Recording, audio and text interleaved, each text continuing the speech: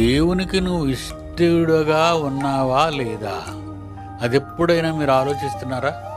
దేవునికి ఇష్టలుగా ఉన్నారా లేదా?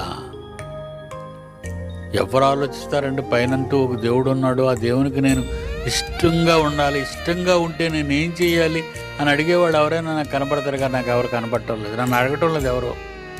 ఏమండి డాడీ గారు, మేము దేవునికి ఇష్టలుగా ఉంటే ఏం చేయాలి అని అడుగుతారా? అడగరండి. మేమే కోరుండి ప్రసంగాల్లో చెబుతాం మీకు, దేవునికి ఇష్టలుగా మారండి, దేవునికి ఇష్టలుగా మారండి. దేవుడు ప్రేమను కోరుకునేవాడు, పగను కోరుకునేవాడు కాదు, ద్వేషమును కోరుకునేవాడు కాదు. మనల్ని ఎంత పాపం చేసినా, ఎంత పాపినైనను యేసు చేర్చుకొనును అనే పదం రాయబడింది బైబిల్.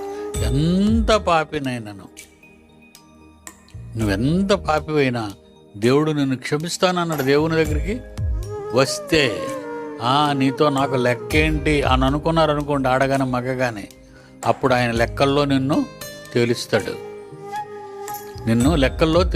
ఆయన. కనుక దేవుని పిల్లలారా, ఈ విషయంలో మనం దేవునికి ఇష్టలుగా ఉండాలి.